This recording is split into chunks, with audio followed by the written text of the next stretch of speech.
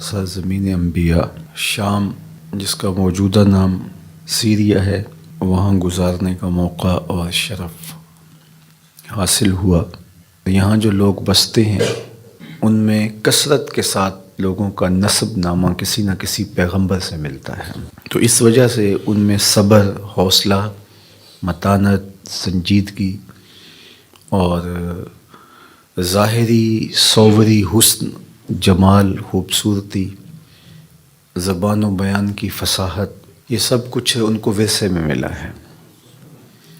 اور آج ارض مقدس شام بہت ابتلا میں ہے۔ اس وقت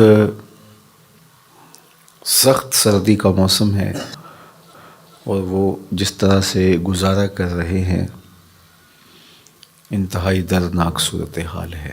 باب الہوا کے ذریعے سے ہم شام میں داخل ہوئے تھے۔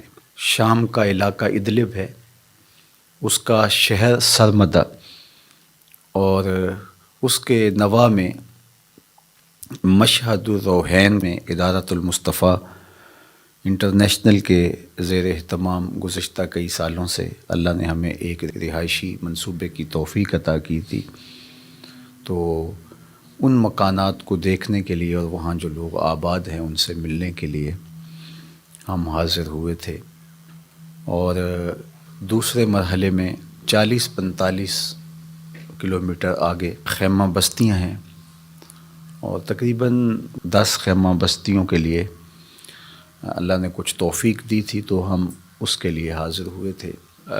زبان بھی تھوڑی ساتھ نہیں دیتی کہ میں کہوں کہ ہم ان کی مدد کرنے گئے تھے، وہ تو خود پیغمبروں کی اولاد ہیں، اور بڑے صابر اور شاکر لوگ میں نے دیکھے ہیں، اور بہت بری حالت ہے۔ دلدل بنی ہے زمین میں بارشوں کی وجہ سے، بعض علاقوں پہ برف باری ہو رہی ہے، اور تا حد نظر خیمے ہی خیمے ہیں جہاں انسانیت سسک رہی ہے۔ کچھ خیمے ہیں وہاں صرف بچے ہیں، بیوگان ہیں، بوڑھے بچ گئے ہیں، جوان بہت کم دکھائی دیتے ہیں چونکہ وہ شہید کر دیے گئے۔ ایسے کئی بچوں سے ہمیں ملے کہ جن کے خاندان کا کوئی فرد بھی زندہ نہیں تھا۔ کئی بچے ایسے بھی ہم نے دیکھے کہ جنہوں نے اپنے ماں باپ کو اپنی آنکھوں کے سامنے شہید ہوتے دیکھا تھا، اور کچھ بچے ہیں کہ وہ دیواروں کی طرف مسلسل دیکھے جا رہے ہیں۔ تو یہ ایک عجیب سی درد کی کیفیت ہے۔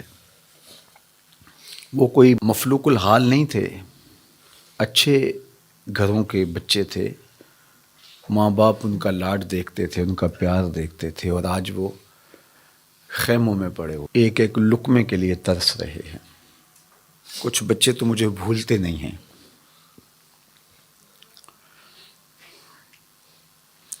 کچھ بچے ہاتھ پکڑ لیتے تھے، چھوڑتے نہیں تھے۔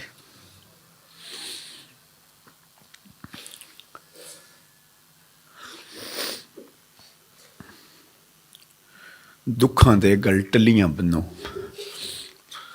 دکھاں دے گل ٹلیاں بنو، چپ چپیتے آ جاندے نے، ساری وستی ٹا جاندے نے۔ کچھ منظر ہوتے ہیں جو الفاظ کے ساتھ بیان کر دیے جاتے ہیں، اس کا نقشہ کھینچ دیا جاتا ہے، لیکن کچھ مناظر جو آنکھیں دیکھتی ہیں ان کو بیان کرنے سے زبانیں قاصر ہوتی ہیں۔ تو اب میں آپ سے جب کہ ہم کلام ہو رہا ہوں تو میری روح بھی ان خیموں کے بیچوں بیچ کہیں بھٹک رہی ہے، اور میرے خیال بھی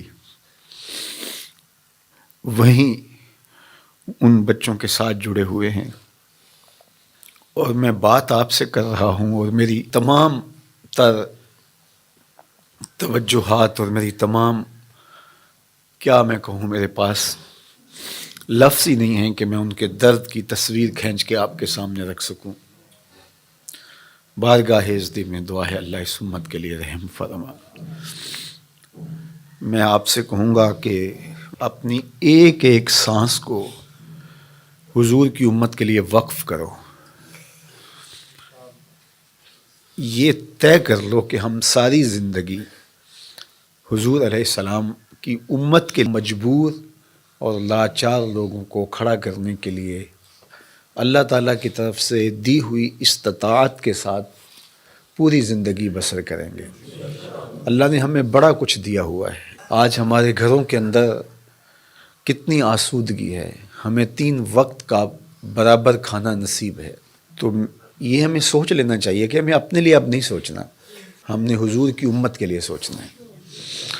اور میرے بزرگ فرمایا کرتے تھے کہ جو حضور کی امت سے پیار کرتا ہے اللہ کے رسول اس سے پیار کرتے ہیں. آپ میرے بچوں سے پیار کریں تو میرے دل میں آپ کے لیے محبت پیدا ہوتی ہے کہ نہیں ہوتی؟ تو آپ اگر حضور علیہ السلام کی امت سے پیار کریں تو کتنی شفقت سے حضور نوازیں گے. تو کاش آسودہ لوگ اس کو سمجھیں. اس میں ایک اتنی طمانیت بھی ملتی ہے ان کاموں میں، آپ کو اتنا سکون قلب ملتا ہے. جب آپ محبت کرتے ہیں تو یتیم آپ کو مسکرا کے دیکھتا ہے اور اس کو آپ کو دیکھ کر کے 2 لمحوں کے لیے آسودگی ملتی ہے. تو آپ کو نہیں اندازہ کہ عرش سے کتنی رحمتیں اترتی ہیں، کتنا کرم آپ پر برستا ہے اور آپ کو کس قدر جو ہے وہ اللہ کی رحمتیں نصیب ہوتی ہیں. تو اللہ نصیب کرے اور ہمیں جو ہے وہ اس امت کے لیے کام کرنے کی توفیق دے. میں بھی عزم کرتا ہوں، آپ بھی عزم کریں کہ ساری زندگی حضور کے نام پہ گزاریں گے. ساری زندگی حضور علیہ السلام کی امت کے لیے، حضور علیہ السلام